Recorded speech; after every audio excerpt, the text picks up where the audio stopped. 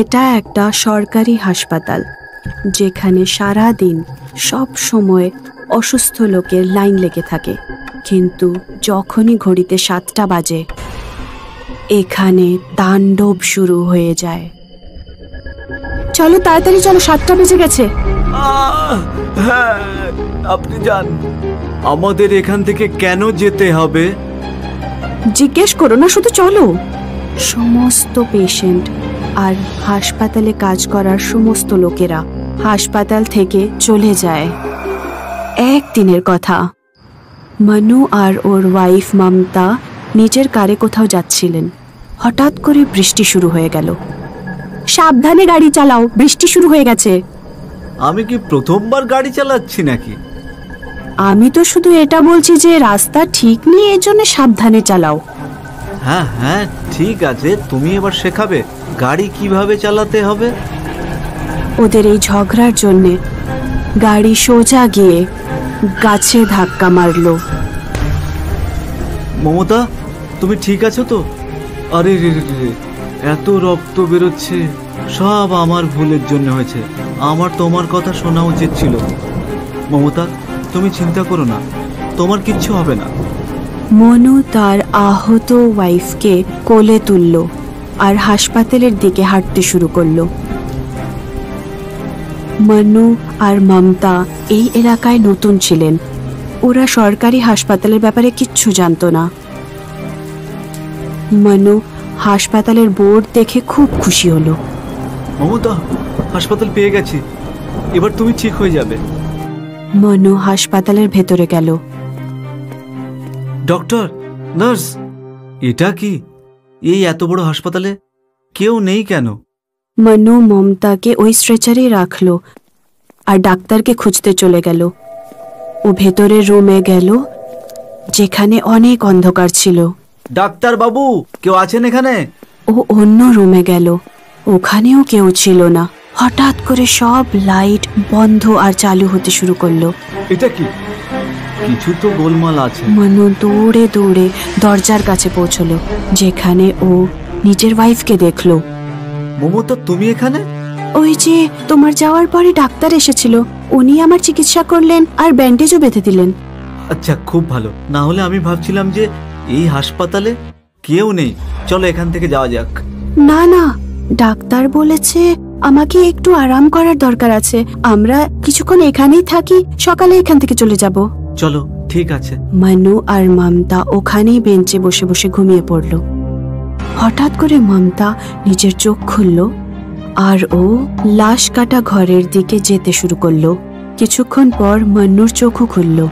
মমতা, মমতা! ও মমতার পেছনে দৌড়তে দৌড়তে লাশ কাটা ঘরে পৌঁছলো। মমতা, তুমি এখানে কি করছো? নিজের বডি দেখছি। নিজের বডি? হ্যাঁ, নিজের শরীর দেখছি। আর এই চিৎকারের সঙ্গেই রাত শেষ হয়ে গেল। আর পরের দিন সকালে যখন হাসপাতাল খুলল, আর ওই দৃশ্যটা খুবই ভয়ঙ্কর ছিল। মনুর শরীর লাশ কাটা ঘরের নিচে পড়েছিল আর মমতা ওখানে পাখায় ঝুলেছিল। মনে হয় এরাও ওই সাধুর আত্মার শিকার হয়ে গেল। সাধুর আত্মা? হ্যাঁ, তুই আমার সঙ্গে চল, আমি তোকে সব বলছি। দুজনে মিলে সিস্টার্স রুমে গেল। 1 মাস আগের কথা, রাত্রি প্রায় 10টা বাজছিল। দুজন লোক একটা সাধুর লাশকে নিয়ে এখানে এসেছিল। ডক্টর বাবু, এনাকে দেখুন, ইনি তো মারা গেছেন। আমি তোকে আগেই বলছিলাম ইনি মারা গেছেন, তুই আমার কথাই শুনলি না। আরে কিন্তু সময় মতো হাসপাতালে নিয়ে এলে ইনি বেঁচে যেতেন না। আরে এটা কি, তোমাদের গাড়ির নিচে এসে মারা গেলেন? না না স্যার, আমরা তো জঙ্গলে ক্যাম্পিংয়ে গেছিলাম, তখন আমরা এনাকে পেলাম। আমরা ভাবছিলাম যে এনার শরীরটা খারাপ, সেই জন্য ওনাকে মানবিকতার খাতিরে এনাকে এখানে নিয়ে এলাম। আমার তোমাদের কথার ওপর ভরসা হচ্ছে না। এনাকে এখন পোস্টমর্টম রুমে নিয়ে যেতে হবে, তখনই সত্যিটা বুঝতে পারবো। নার্স, আপনি পুলিশকে খবরটা দিন। দেখ, তোর মানবিকতার খাতিরে এবার আমরা আবার ফেঁসে গেছি। ডক্টর লাশের পোস্টমর্টম করে লাশ কাটা ঘরে গেলেন। ডক্টর পোস্টমর্টম করা শুরু করলেন, কিন্তু ডক্টর খুব আশ্চর্য হয়ে গেলেন।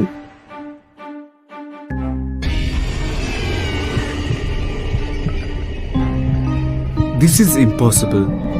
এনার পুরো শরীরটাই মারা গেছেন, কিন্তু হার্ট এখনো চলছেন। নার্স, এক্ষুনি হার্টকে অন্য কোনো হার্ট পেশেন্টকে দেওয়ার ব্যবস্থা করো এক্ষুনি।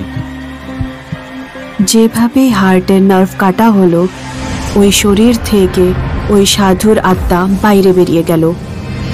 আরে ও ডক্টর, তুমি আমার তপস্যা ভঙ্গ করে দিলে, তুমি আমাকে মেরে ফেললে। ওই সাধুর আত্মা প্রথমে ওই ডাক্তারেরই গলা টিপে দিল, তারপরে ওই নার্সের। সাধুর আত্মা রাগে ওই লাশ কাটা ঘরের বাইরে এলো আর ওই দুজন লোকের দিকে বাড়তে শুরু করলো। সাধুর আত্মা ওই দুজন মানুষকেই গলা ধরে তুললো ওদেরকে আর মেরে ফেললো। এই হাসপাতালের লোকেরা আমাকে মেরে ফেলেছে। আজকের পর এই হাসপাতালের আর কাউকে আমি বাঁচতে দেব না। আজ থেকে এটাই আমার থাকার জায়গা। সেদিনের পরে যেই এই হাসপাতালে 7টার সময় আসে, তাদেরকে ওই সাধুর আত্মা খুব কষ্ট দিয়ে মেরে ফেলে। কিন্তু এতে তো না ওই ডাক্তারের না ওই ছেলেদের ভুল ছিল, ওরা তো শুধু সহায়তা করছিল। কিছু জিনিস মানুষের মাথার বাইরে। এই সাধু এরকমই। যদি ওই ছেলেগুলো সাধুকে এখানে না আনতো, তাহলে উনি মরতেন না, আর নাই এতগুলো লোক মরতো। তাহলে এই সাধুর আত্মা থেকে ছুটকারা পাওয়ার কি কোনো উপায় নেই? উপায় তো অনেক করেছি। 6 মাস আগে সব ডাক্তার মিলে আর নার্সেরা মিলে একটা ঝাড়ফুঁক করার সাধু ডেকেছিল। তারপর ঝাড়ফুঁক করার বাবা সারা দিন এই লাশ কাটা ঘরের বাইরে পুজো অর্চনা করলো। পুরো হাসপাতালে পুজো অর্চনার আওয়াজ ছিল। কিন্তু যেভাবে 7টা বাজতে শুরু করলো, সবাই এখান থেকে বাইরে চলে গেল। আর ওই ঝাড়ফুঁক করার বাবাকে রেখে ঘড়িতে 7টা বাজতেই সাধুর আত্মা সামনে এসে গেল। আমি তোকে আদেশ দিচ্ছি, এক্ষুনি হাসপাতাল ছেড়ে চলে যা। তুই আমাকে আদেশ দিবি? সমস্ত দেবতাকে স্মরণ করে তোকে আমি এক্ষুনি এই হাসপাতাল থেকে বের করেই ছাড়বো। আমি হলাম মহাদেবের ভক্ত, কোনো শয়তান নই। তুই নির্দোষী মানুষদের প্রাণ কেন নিচ্ছিস? এই হাসপাতালের লোকেরা আমাকে মেরে ফেলেছে, আমার কি দোষ ছিল? ওটা তো একটা দুর্ঘটনা ছিল। দুর্ঘটনা? এখানে সবার মৃত্যুটাও একটা দুর্ঘটনা। আর ব্যাস, পরের দিন সকালে ওই ঝাড়ফুঁক করার বাবারও লাশ পাওয়া গেল। এখন ভগবানই জানে এই সাধুর আত্মার থেকে বাঁচার কি উপায়। তাহলে কি এখনো ওই সাধুর আত্মা লাশ কাটা ঘরের বাইরে আছে? হ্যাঁ আছে। তাহলে ওর অন্তিম সংস্কার কেন করা হচ্ছে না? কেউ ওর শরীরকে ছুঁলে ওকে মেরে ফেলে, মানে আর কোনো রাস্তা নেই? এখন তো নেই। এখন তো আমরা এটাই করতে পারি যে যখনই ঘড়িতে 7টা বাজে, আমরা সবাই মিলে নিজের প্রাণ বাঁচানোর জন্য হাসপাতাল খালি করে দিই। কিন্তু প্রত্যেক দিন এই লাশ কাটা ঘরে কারোর না কারোর লাশ পাওয়া যায়, আর রাত্রে সাধু জোরে জোরে হাসে।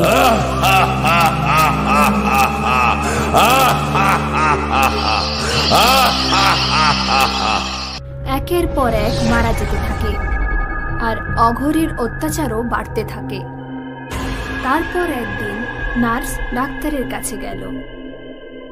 ডাক্তার, আমি জানতে পেরেছি যে পাশের জঙ্গলে আরো এক অঘরী থাকে। হতে পারে ও আমাদের সাহায্য করতে পারে এই অঘরীর হাত থেকে বাঁচার জন্য। ও তো অঘরী, ও আমাদের সাহায্য কেন করবে আর আমাদের মুশকিল আরো না বাড়িয়ে দেয়? স্যার, শুনেছি ওই অঘরী খুব দয়ালু, জঙ্গলে সবার সাহায্য করে। আমাদের ওনার সাথে দেখা করা উচিত। ঠিক আছে, দেখছি। আজ রাতে আরো একটা ঘটনা ঘটলো। 2 বন্ধু ওই জঙ্গলের মধ্যে দিয়ে যাচ্ছিল। আরে শোন না, আমি গাড়ি চালিয়ে চালিয়ে একদম থকে গেছি। কিছুক্ষণের জন্য তুই গাড়িটা চালা। আরে তুই তো কিছুক্ষণ আগে থেকেই গাড়িটা চালাচ্ছিস, আমি তো সকাল থেকে চালাচ্ছিলাম। কিছুক্ষণ আরেকটু চালিয়ে নি।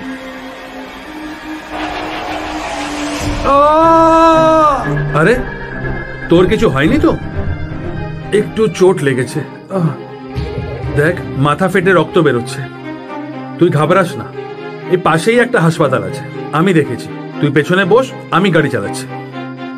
অমর আর কুমার দুজন ওই হসপিটালে পৌঁছলো।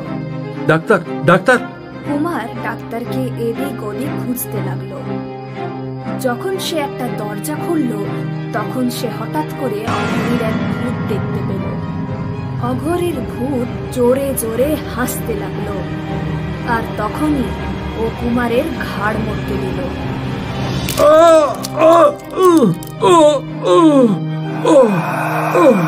যখন কুমারের আওয়াজ শুনে অমর দৌড়ে এলো, তখন ও অঘরীর মায়াজালে ফেসে গেল। ও তখনই পালানোর চেষ্টা করলো, কিন্তু হঠাৎ করে দরজা বন্ধ হয়ে গেল, আর অঘরী হঠাৎ ওর সামনে এসে হাজির হল। অমর যেদিকে যেদিকে তাকাচ্ছিল, সেদিকেই অঘরীর ভূতকে দেখতে পাচ্ছিল। আর শেষে অঘরী অমরকে ভয়ানকভাবে মেরে ফেলল। যখন ডাক্তার এই মৃতদেহ দেখল, স্যার প্লিজ, আমার মনে হয় আমাদের ওই অঘরী বাবার সাহায্য নেওয়া উচিত, না হলে এরকম কত মানুষের প্রাণ যাবে তা আমরা ভাবতেও পারছি না। মনে হয় তুমি ঠিক বলছো, একবার আমাদের ওর সঙ্গে দেখা করা উচিত। আজ রাত্রেই ওনার কাছে যাওয়া যাক। জঙ্গলে থাকা অঘরী বাবার বয়স আনুমানিক 100 বছর হবে। ওনার পুরো গায়ে ছাই মাখানো ছিল, আর বাকি অঘরীদের মতো উনিও সাধনায় মগ্ন থাকতেন। কিন্তু এই অঘরী কারোর দুঃখ সহ্য করতে পারত না। বাঁচাও, বাঁচাও, বাঁচাও আমাকে!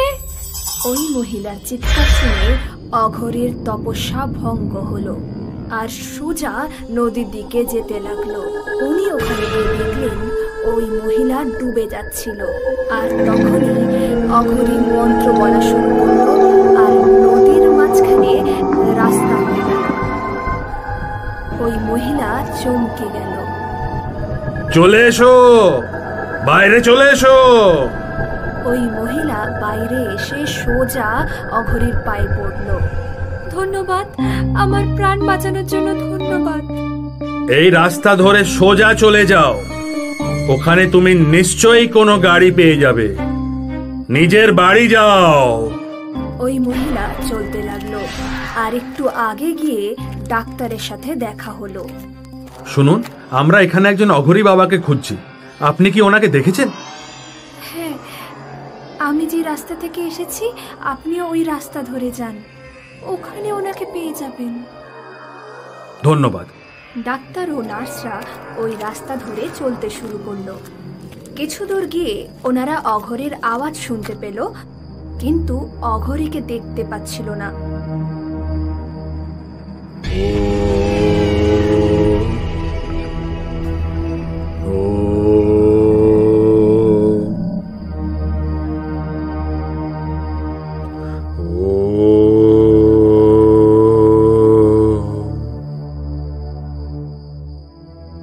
যখন ডাক্তার ও নার্সরা ওনাকে এদিক ওদিক খুঁজলো, তখন তারা দেখতে পেল অঘরী নদীর জলের নিচে তপস্যা করছে, শুধু তার হাত বাইরে ছিল।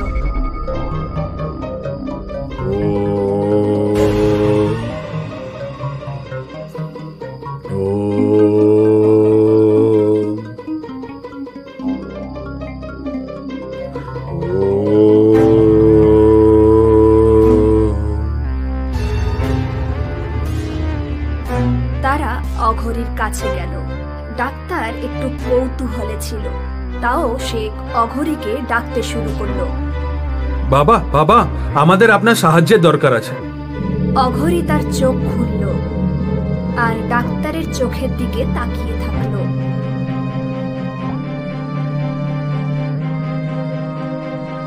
আমি সব জানি, তোমার হাসপাতালে ওই অঘরী বাবার কালো জাদু আছে। ও বদলা চায়, এখনো পর্যন্ত অনেককে মেরে ফেলেছে। ওই অঘরীর মৃত্যু একটা দুর্ঘটনা ছিল, কিন্তু এখন ওই অঘরী নির্দোষ লোকেদের থেকেও বদলা নিচ্ছে।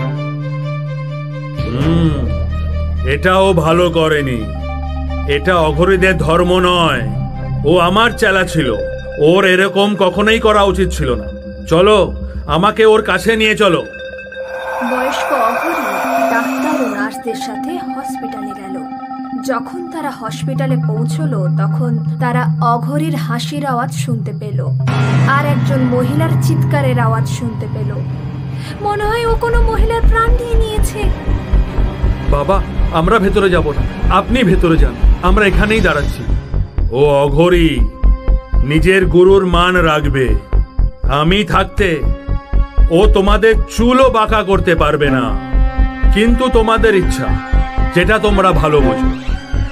এটা বলতে বলতে অঘরী তার লাঠি মাটিতে ফেলে দিল আর তার লাঠির ঘুঙরু আওয়াজ করতে শুরু করলো। এই ঘুঙরুর আওয়াজ অঘরী ভূতের কানে গেল। গুরুদেব, গুরুদেব!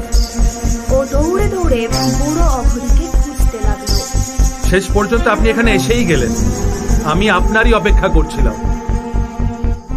অপেক্ষা করছিলে না নির্দোষ লোকেদের থেকে বদলা নিচ্ছিলে? না গুরুদেব, এদের মধ্যে কেউই নির্দোষ নয়। এরা আমার প্রাণ নিয়ে নিয়েছে। ওই ডাক্তার আমার হৃৎপিণ্ডের শিরা কেটে দিয়েছে। আমার এই হাল হয়ে গেছে। আমি একজন অঘরী থেকে ভূত হয়ে গেছি। তুই ভূত নয়, পিশাচ হয়ে গেছিস, যার ঠিক বা ভুলের কোনো পরোয়া নেই, খালি খুনের খিদে আছে। গুরুদেব, এরকম নয়। তাহলে তুই এত লোককে প্রাণে কেন মারলি? কেন কি এই হাসপাতাল আমাকে মেরে ফেলেছিল?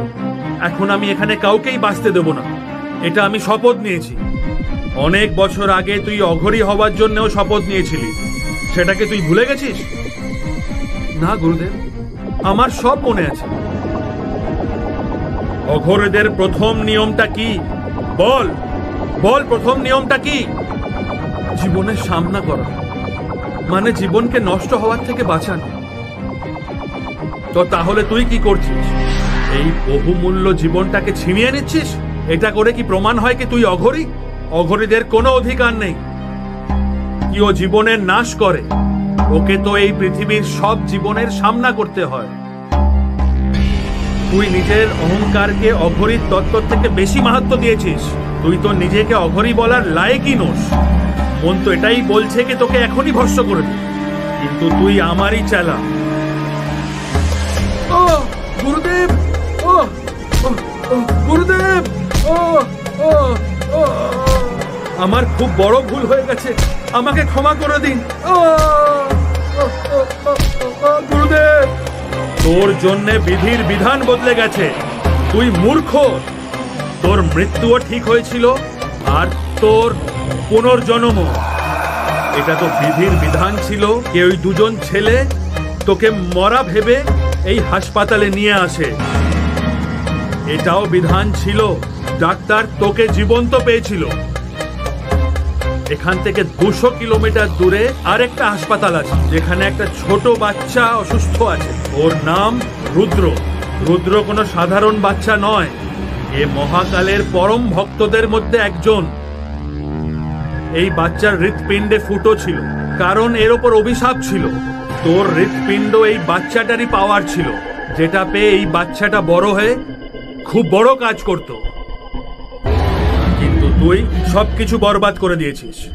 এখন যদি কাল পর্যন্ত তোর হৃৎপিণ্ড ওই বাচ্চাটার কাছে না পৌঁছয়, তাহলেও মরে যাবে আর সব দৈবিক কাজ বন্ধ হয়ে যাবে। না গুরুদেব, এরকম হবে না। আমার হৃৎপিণ্ড ওই বাচ্চাটা নিশ্চয়ই পাবে। আপনি ওই ডাক্তারকে ডাকুন।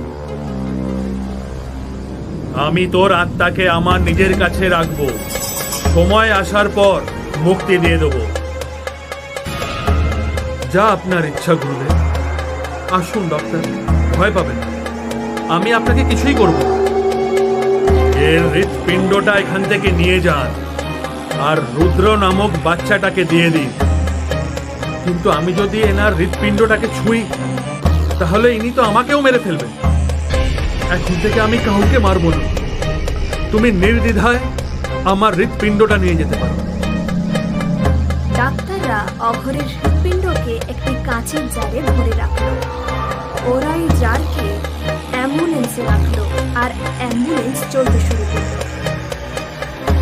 অ্যাম্বুলেন্স অন্য একটি হসপিটালে গিয়ে পৌঁছলো আর ডাক্তাররা ওখানে ডাক্তারদের সাথে মিলে অপারেশন করলো আর অঘরীর হৃৎপিণ্ড রুদ্রের শরীরে লাগিয়ে দিল। এখানে বয়স্ক অঘরী হসপিটালে বসে তপস্যা করছিল। উনি তার সমস্ত মন্ত্রের শক্তি লাগিয়ে দিল।